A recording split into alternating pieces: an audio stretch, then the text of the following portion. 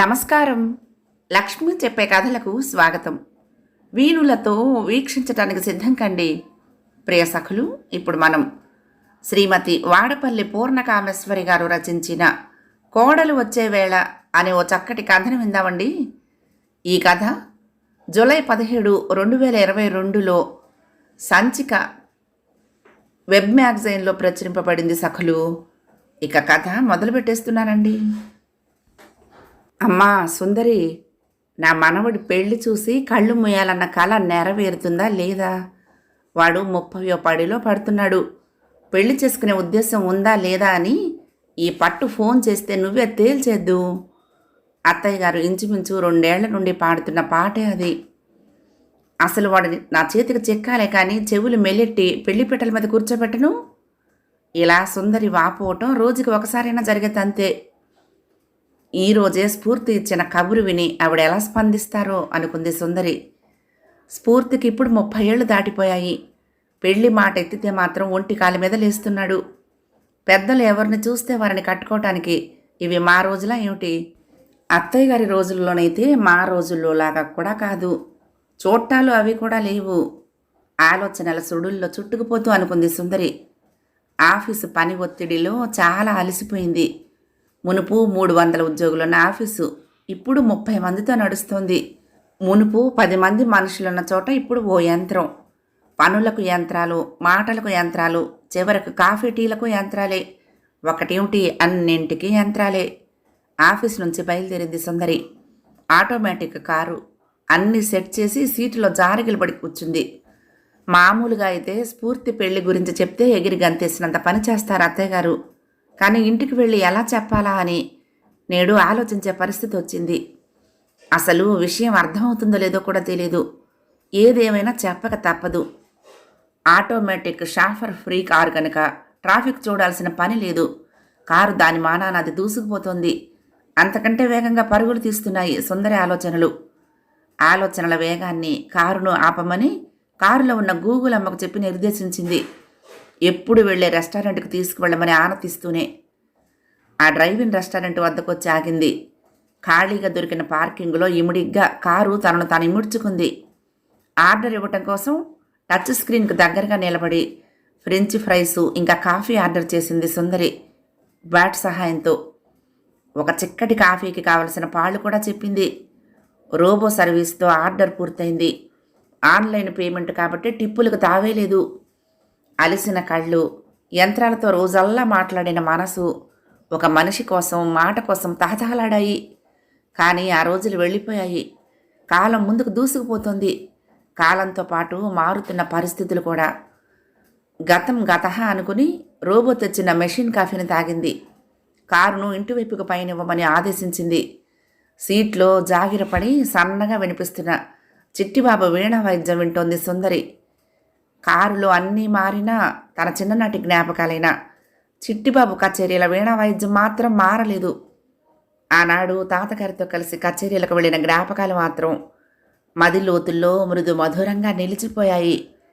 నాటి గ్రామ్ఫోన్ రికార్డులంత మధురంగా కాకున్నా నేటి స్టీరియో సౌండ్ ఎఫెక్ట్తో కృత్రిమంగా అనిపించిన ఆ కమ్మని వాయిద్యం వింటూ ఉంటే రోజంతా పడిన అలసట ఒక్కసారిగా మాయమైంది. మనసు తేలికపడింది. రోజు మొత్తం మీద తాను ప్రశాంతంగా గడిపేది ఆ కొద్ది నిమిషాలే. మరో అరగంటిట్టే గడిచిపోయింది. బంగళా ముందు కారు ఆగింది. సువిశాలమైన గేటు వద్ద ఆగిన కారు సుందరి వేయబోయే సీక్రెట్ కోడ్ కోసం వేచి ఉంది. కోడ్ వేసిన మరుక్షణం రిమోట్ గేటు తెరుచుకుంది. పూర్వం ఆ గేటు చిన్నగా ఉండేది. ఇప్పుడు 2 ఇంతలయ్యింది. ఆ రోజుల్లో రామయ్య వచ్చి గేటు తీసేవాడు. అమ్మగారు అంటూ పలకరించి, అలసిపోనారమ్మా అంటూ ఆప్యాయంగా మాట కలిపేవాడు. ఆ వేళ వచ్చిన తపాలాలు అందించి రోజంతా ఎవరెవరు వచ్చారో చెప్పిగానే లోపలికి వెళ్ళనిచ్చేవాడు కాదు. ఇప్పుడు రామయ్య చోటులో రిమోట్ కంట్రోల్ చేరింది. కబుర్లకు బదులు కోడ్డులు వచ్చాయి. ఇవన్నీ గుర్తుంచుకోవటానికో ఆదేశించడానికో కూడా మన నోరును ఉపయోగించకుండానే గూగుల్ అమ్మకో అలెక్సాకో ఉత్తర్వులు జారీ చేసేయటం. సుందరి అత్తగారి పుణ్యమా అని గూగుల్ కాస్త గూగుల్ అమ్మైంది. సుందరి పెళ్ళైన కొత్తల్లో నోకాలమ్మ పనిచేసేది. 20 ఏళ్లుగా తెలిసిన వ్యక్తి. నోకాలు అంటూ నోరారా పిలిచేవారు. దాంతో పొద్దస్తమానం కబుర్లు చెప్పేవారు. మోడర్నైజేషన్ పేరిట 10 ఏళ్ల నుంచి జరిగిన అన్ని మార్పులతో సమంగా ఈ ఇంట్లో కూడా నూకాలకు బదులు గూగుల్ వచ్చింది. ఏమిటోనే, ఈ గూగుల్ అమ్మ కనిపించదు, వినిపించిన ఓ పట్టాన అర్థమే చావదు అంటూ విసుక్కుంటారు అత్తగారు. ఒసే గూగులమ్మా అని విసుగంతా మేళవించి పిలిస్తే పలకదు. అదేమైనా నూకలమ్మ ఏంటి? కోపాన్ని, విసుగుని, ఆప్యాయతను తెలుసుకునేందుకు అస్సలు పలికేది కాదు. అలా కాదు అత్తయ్య గారు, హే గూగుల్ అనాలి అని చెప్పేది సుందరి. అంత వయ్యారంగా పిలిస్తే గాని పలకదుటే, బుగ్గ నొక్కుంటూ అన్నారావిడ. నూకాలు చోట్లో ఎవరిని చూడలేక నూకాలను తలుచుకోవటం కూడా మానేశారు. కారు షెడ్లోకి వెళ్ళింది. గేటు మూతపడింది. వీధి గుమ్మం వద్ద ఓపెనర్ కార్డు పెట్టి మెయిన్ రోడ్డు తెరిచింది సుందరి. ఇల్లంతా నిశ్శబ్దంగా ఉంది. ఆ ఇంట్లో ఇప్పటికీ మారనిది అత్తగారి గది ఒక్కటే. నవ్వారు పట్టె మంచం, మరచెంబు, చేతికర్ర, అన్ని వస్తువుల్లోనూ పాతదనం కనపడుతూ ఉంటుంది. అత్తయ్య గారి గదిలో ఆవిడతో సహా అన్ని వస్తువులు ఒకనాటి కాలానికి గుర్తులుగా మిగిలిపోయాయి. ఈ తలుపు చడి చప్పుడు ఉండదేమో, ఎవరు వస్తున్నారో ఎవరు వెళ్తున్నారో తెలియదనుకో. వచ్చావా అమ్మా, కాస్త కాఫీ తాగుతావేమిటి అడిగారు అత్తయ్య గారు. లేదత్తయ్య గారు, తాగే వచ్చాను, కాస్త తలనొప్పిగా ఉంది, స్టీమ్ బాత్ తీసుకుని ఫ్రెష్ అయ్యి వస్తాను అని తన గదిలోకి వెళ్ళిపోయింది సుందరి. స్టీమ్ బాత్ తీసుకున్నాక తలభారం అంతా తగ్గి కాస్త తేలిగ్గా అనిపించింది. హాట్ ఎయిర్ డ్రయర్ ఎన్క్లోజర్లో కాసేపు నిలబడి ఒళ్ళంతా ఆరబెట్టుకుని క్యాజువల్ వేరు వేసుకుని హాల్లోకి వచ్చింది. శుభవార్తగా చెప్పాలనుకున్న వార్త అత్తయ్య గారికి ఎలా చెప్పాలో బోధపడలేదు. రీసెర్చ్ అయ్యేదాకా పెళ్లి చేసుకోనమ్మా అంటూ మారం చేసిన స్ఫూర్తి వాడితోనే చదివిన ప్రజ్ఞనే కోడలిగా తెస్తాడేమోనన్న అనుమానం అయితే బలంగా ఉండేది. కానీ ఇలా సెనోరిటాని ఏది ఏమైనా అత్తయ్య గారికి చెప్పాల్సిందే. ఈరోజే దానికి మంచి రోజు. ఆయన కూడా ఊళ్ళో లేరు. లేకపోతే మాట పెరిగి ఇల్లు రణరంగం అవుతుంది. ఇప్పుడైతే అత్తయ్య గారికి నిదానంగా చెప్పి బోధపరచొచ్చు అనుకుంది సుందరి. అత్తయ్య గారు, ఎట్టకేలకు మన స్ఫూర్తి పెళ్లికి ఒప్పుకున్నాడు టూకీగా అంది. అదేమిటే అమ్మా, ఆ మాట ఇంత నెమ్మదిగా చెప్తావు? నాకు తెలుసమ్మా, నా మనవడు నా మనసు కష్టపెట్టే పని చెయ్యడు. హిందుస్థానీ అయినా పర్వాలేదు, అరవమ్మాయి అయినా పర్వాలేదు, నే బతికుండగా చేసుకోరా అన్నాను. అయితే నా కోరిక తీరుతుందన్నమాట.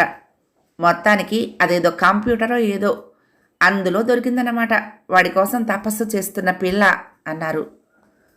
సుందరి ఏం మాట్లాడకపోయేసరికి, ఏమి నీకు కోడలు అట్టే నచ్చినట్టు లేదుటే, ముభావంగా ఉన్నావు ఆగలేక ప్రశ్న వేసి మళ్ళీ తామాయించుకుని సమాధానం కూడా ఆవిడే చెప్పారు. రోజులు మారాయి సుందరి, దానికి తగ్గట్టు మనము మారాలి. మరి వాళ్ళిద్దరూ ఆనందంగా ఉంటే చాలు, మనకంతకంటే కావాల్సింది ఉంది. ఎప్పటికప్పుడు అభ్యుదయ భావాలు కలిగిన ఆవిడ మరొకసారి ప్రగతిశీల తత్వాన్ని నిరూపించుకున్నారు. మనకి మాత్రం ఇప్పుడు మాడులా దడులా, లోకంతో పాటు మనము మారలేదు. ఎక్కడి పెళ్ళైతేనేమి, మన ఇంటి కోడలయ్యాక మనకు ముద్దే అన్నారు. కళ్ళ నీళ్ల పర్యంతం అయింది సుందరికి. 35 ఏళ్ల అనుబంధం.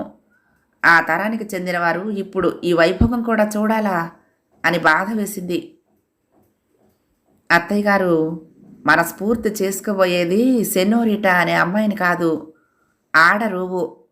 ఇప్పుడు జపాను మున్నగ దేశాల్లో మనుషుల్ని కాకుండా రోబోలనే సహజీవనానికి ఎన్నుకుంటున్నారు. అలాగే మీ మనవడు కూడా ఇప్పుడు సెనోరిటాని చెప్పింది సుందరి. రోబో అంటే అడిగారు అత్తయ్య గారు.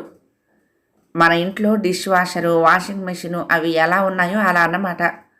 నూకాలమ్మకు బదులుగా మనం ఇప్పుడు వాటినే కదా మన పనులకు వాడుకుంటున్నాము.